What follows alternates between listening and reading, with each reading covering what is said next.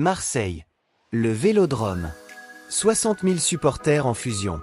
Une ambiance de feu. Une Coupe de France à portée de main. Et pourtant, ce mercredi soir, le stade le plus bouillant de France s'est transformé en scène de désolation totale. Des fumigènes sur la pelouse. Des joueurs qui se crêpent le chignon. Un tir au but qui s'envole dans les étoiles. Et Toulouse, oui, Toulouse qui écarte l'Olympique de Marseille des quarts de finale de la Coupe de France. Si quelqu'un vous avait dit ça avant le match, vous l'auriez ri au nez. Moi le premier. Et pourtant, c'est exactement ce qui s'est passé.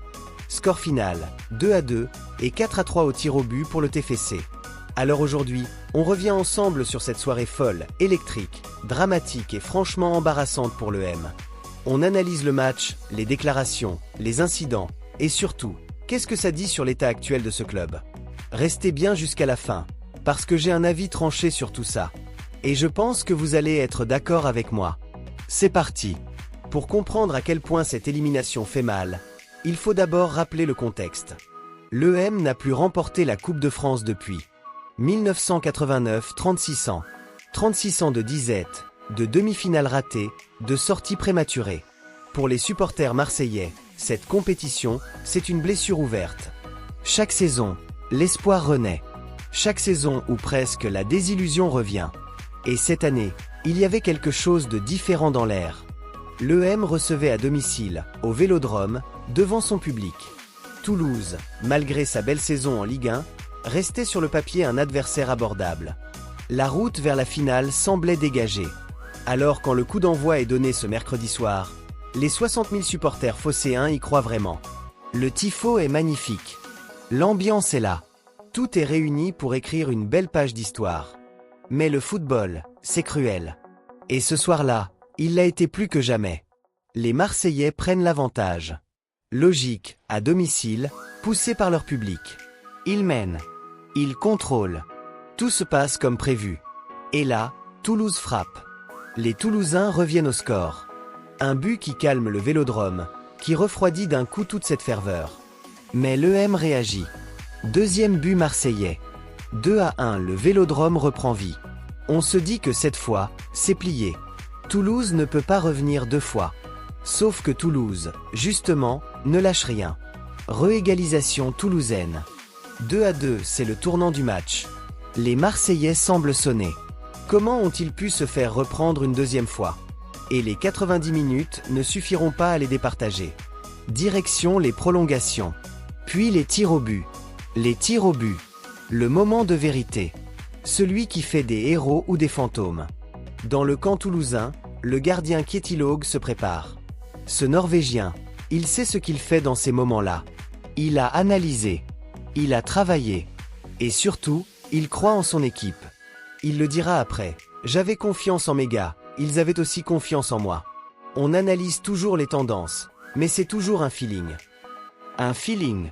Et ce feeling, ce soir-là, il était du bon côté. Les tireurs se succèdent. La tension est insoutenable. Et puis arrive le moment fatal. Ethan Nwaneri s'avance. Le jeune Marseillais prend son élan. Et frappe. Largement au-dessus. Le silence d'abord. Une fraction de seconde où personne ne réalise vraiment. Et puis l'explosion de joie du côté toulousain. Et le désespoir du côté marseillais. Toulouse élimine l'EM. 4-3 au tir au but. Le TFC rejoint Strasbourg et Nice en demi-finale de la Coupe de France. Mais si la défaite en elle-même était déjà difficile à avaler, c'est ce qui s'est passé ensuite qui a vraiment choqué. D'abord, les tensions entre joueurs sur le terrain. Leonardo Balerdi, le capitaine de l'EM, semblait hors de lui. On le voit gesticuler, s'approcher des joueurs toulousains, visiblement très remontés. On ne sait pas exactement ce qui s'est dit, mais les images parlent d'elles-mêmes. La défaite était dure à encaisser, et certains cherchaient à qui la reprocher. Ensuite, les joueurs marseillais décident d'entamer un tour de terrain pour saluer leurs supporters. Un geste de respect, de reconnaissance, même dans la douleur. Un geste fort. Sauf que les supporters, eux, n'étaient pas d'humeur. Des fumigènes sont lancés depuis les tribunes, directement sur la pelouse. Les joueurs ne peuvent plus approcher des virages. Le tour de terrain s'arrête. La communion tant espérée entre le club et son public n'aura pas lieu ce soir. C'est une image forte, puissante, et tristement révélatrice d'une fracture qui existe, parfois, entre un club et sa fanbase quand la pression est trop forte et la déception trop grande. Après le match, les déclarations sont évidemment marquées par l'émotion. Habib Beye, le coach de l'EM, prend la parole face au micro. Et il ne fuit pas. Il assume, avec des mots simples et sincères. Il dit « Une grosse déception forcément. On aurait dû être plus solide sur coup de pied arrêté. La déception est à la hauteur de ce qu'on a vécu. Ce titre fuit l'EM depuis longtemps. Ce titre fuit l'EM depuis longtemps. » Voilà une phrase qui résume tout. Une phrase que les supporters marseillais connaissent par cœur, depuis des décennies. Et qui fait mal à chaque fois qu'on la prononce. Beye ajoute « Il faut avoir la tête haute, comprendre la colère des supporters. Il reste des matchs de championnat, il faut digérer la déception. » C'est honnête. C'est lucide. Et dans un monde où les coachs se réfugient souvent derrière les excuses ou les détails tactiques, cette franchise-là mérite d'être soulignée. Du côté toulousain, l'ambiance est évidemment toute différente. Kietilog, le héros de la soirée, exulte. Et il a bien le droit. C'était un incroyable effort de toute l'équipe. On a su revenir, puis marquer. Les tirs au but. On analyse toujours, on essaie de voir les différentes tendances, mais c'est toujours un feeling. Il fallait profiter de chaque seconde.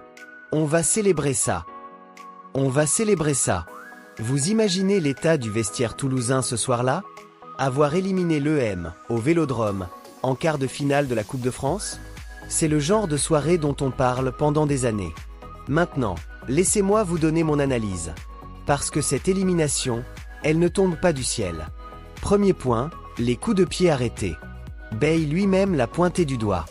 L'EM s'est fait avoir sur phase arrêtée. Et ce n'est pas la première fois cette saison. C'est une vraie lacune, structurelle, qui doit être corrigée. Dans le football moderne, les coups de pied arrêtés représentent entre 25 et 30% des buts. Si vous êtes vulnérable dessus, vous perdrez toujours des matchs que vous n'auriez pas dû perdre. Deuxième point, la gestion du score. Mener 2-1 et se faire rattraper. Ça, c'est un problème de mentalité autant que de tactique. Est-ce que l'EM s'est mis à reculer? Est-ce que la peur de perdre a pris le dessus sur l'envie de gagner? Ces questions-là méritent des réponses honnêtes en interne. Troisième point, les tirs au but. C'est la loterie, oui. Mais c'est aussi une compétence qui se travaille. Les préparations mentales, les analyses vidéo, les routines. Toulouse l'a fait. Leur gardien était prêt. Est-ce que les tireurs marseillais l'étaient autant? Et quatrième point, et c'est peut-être le plus important, la Coupe de France fuit l'EM depuis 1989. 36 ans. À un moment, cette statistique n'est plus une coïncidence. C'est un sujet culturel, psychologique, presque philosophique pour ce club. Comment se débarrasse-t-on d'un tel poids? Comment construit-on une mentalité de gagnant dans une compétition qui vous hante depuis des décennies? Ce sont les vraies questions que le club doit se poser. Parce qu'on ne peut pas parler uniquement de l'échec marseillais sans saluer la performance toulousaine. Toulouse, ce soir-là, a montré un mental d'acier. Revenir au score une fois, c'est de la résilience. Revenir 2 fois, c'est du caractère. Revenir 2 fois au Vélodrome, devant 60 000 supporters hostiles, dans une ambiance de dingue, c'est tout simplement exceptionnel.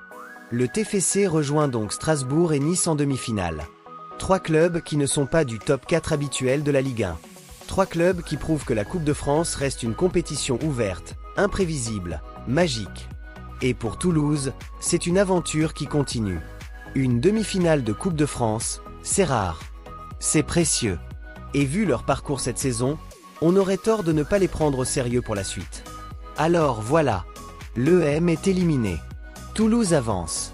Et le Vélodrome a vibré, pleuré, et s'est emballé dans tous les sens ce mercredi soir. Cette soirée, elle restera dans les mémoires pour les bonnes raisons si vous êtes toulousain, pour les mauvaises si vous êtes marseillais.